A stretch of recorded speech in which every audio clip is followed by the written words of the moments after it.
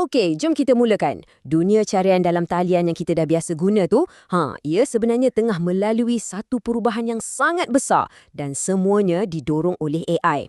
Cara kita cari maklumat tu memang betul-betul tengah berubah depan mata kita. Cuba fikirkan soalan ni.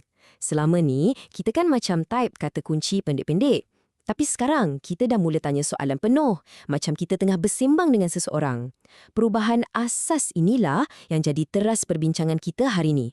Disebabkan perubahan ni lah, kalau kita cuma harapkan enjin carian yang lama tu semata-mata, ia dah jadi satu strategi yang agak berisiko untuk bisnes. Zaman di mana cara lama tu masih berkesan, mungkin dah nak sampai ke penghujungnya. Yang ini bukan cakap-cakap kosong tau. Ini satu amaran yang sangat jelas daripada sumber kami. Ia betul-betul tekankan betapa pentingnya untuk kita faham dan mula bertindak. Benda ni bukan lagi cerita masa depan. Ia dah pun berlaku sekarang. Jadi, matlamat kita sekarang dah berubah. Bukan lagi setakat nak dapat ranking nombor 1 dalam page carian tu. Matlamat yang baru ialah macam mana nak jadi sumber yang dipercayai oleh AI, macam ChatGPT, Perplexity dan AI Google sendiri. So, macam mana kita nak adaptasi dengan keadaan baru ni? Untuk berjaya, kita perlukan satu set peraturan dan strategi yang baru. Jom kita kenali satu istilah yang akan jadi sangat penting lepas ni. Inilah dia, GAO. Senang cerita, anggaplah ia macam evolusi seterusnya untuk SEO yang direka khas untuk dunia yang AI first. Tujuannya adalah untuk pastikan kandungan kita bukan saja dilihat oleh robot carian, tapi juga difahami dan dipercayai oleh AI. Okey, sebelum kita pening kepala dengan benda baru ni, ada berita baik. Segala usaha dan penat lelah yang korang dah laburkan dalam SEO selama ni langsung tak sia-sia. Malah, itulah yang akan jadi asas paling kukuh untuk strategi GEO yang mantap. Cuba kita tengok jadual ni. Kandungan yang berkualiti? Ya, masih sangat penting.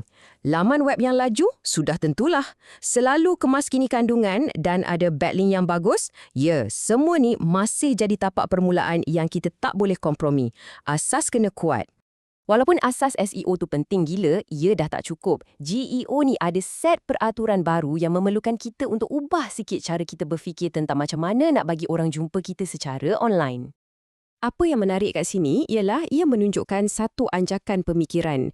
Kita kena bergerak lebih jauh daripada metrik SEO yang biasa kita tengok dan mula fokus pada isyarat-isyarat yang lebih manusiawi dan kontekstual. Okey, jom kita tengok faktor-faktor baru ni satu persatu. Pertama, sebutan jenama. Walaupun tak ada pautan, ia tetap bernilai sebab ia tunjukkan perbualan yang sebenar. Lepas tu, perhubungan awam digital atau digital PR jadi kunci untuk dapatkan sebutan ni. Dan yang paling menarik, autoriti kita dalam forum macam Reddit dan Quora pun diambil kira sekali dengan cara kita susun kandungan supaya senang bagi jawapan yang jelas. Kenapa pula semua benda ni penting?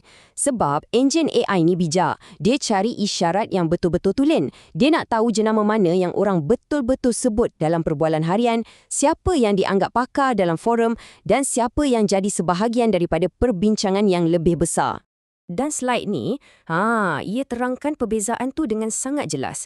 SEO tradisional fokus kita lebih pada kata kunci dan isyarat teknikal untuk robot carian. GEO pula fokusnya pada membina otoriti jenama dan menyediakan jawapan yang tersusun untuk model AI.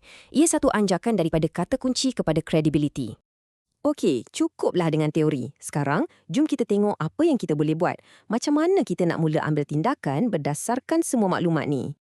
Ini dia 3 langkah praktikal yang anda boleh mula buat sekarang. Nombor 1, tingkatkan sebutan jenama melalui PR digital. Nombor 2, jadi aktif dan membina dalam forum-forum utama untuk bina otoriti. Dan yang ketiga, pastikan kandungan web anda tu senang dihadam oleh AI dengan menyusunnya sebagai jawapan. 3 langkah ni akan letakkan asas yang kukuh untuk berjaya dalam era carian yang baru ni. Jadi, kesimpulannya mudah je. Jangan tunggu-tunggu lagi. Sesiapa yang bertindak pantas untuk sesuaikan strategi mereka dengan GEO akan dapat satu kelebihan yang sangat besar. Anggaplah ini satu peluang keemasan. Kupasan kali ini berakhir dengan satu soalan untuk anda renungkan. Apabila orang ramai dah tak mencari tapi bertanya dan AI pula yang bagi jawapan, adakah suara jenama anda akan kedengaran? Fikir-fikirkanlah.